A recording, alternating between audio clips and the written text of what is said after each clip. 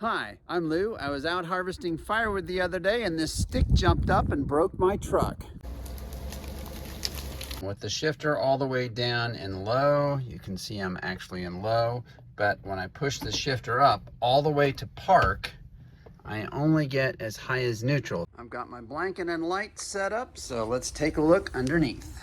Under here we have the engine, transmission, transfer case, drive shaft, and rear differential.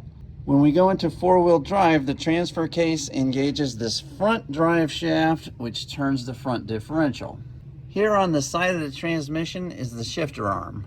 This cable goes up to the shift lever on the steering wheel. This stick magically jumped off the ground and jammed itself right in there. You can see where the shaft rubbed on the stick. This should be straight, but it's totally bent, and that's our problem. Let's take the cable out for a closer look, and we'll start by popping this off with a screwdriver. Now that clip's got to come out with a screwdriver. There are two locking tabs on this that you squeeze with the pliers, but one of mine is broken off, so I can just push this out. Now pull this cable out, but take a picture before you do so you remember its route. Here it is coming out the other side where the transfer case connects to the main drive shaft. Then it goes up over the frame. It ends here in this connector, and this second cable goes up to the steering column. Pull back this cover, pry out this plastic clip with a screwdriver, wire it open so it's easy to work on. Push on both sides of the clip with the needle nose pliers, and probably spend 10 minutes looking for your lost clip.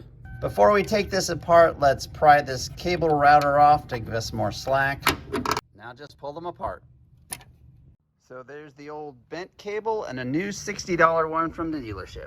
Yes, I was tempted to just bend this back straight, but with this broken here, I don't want to take a chance of not having reverse when I really need it. I'll cut the rubber boot off the old one, and that's the bent rod inside.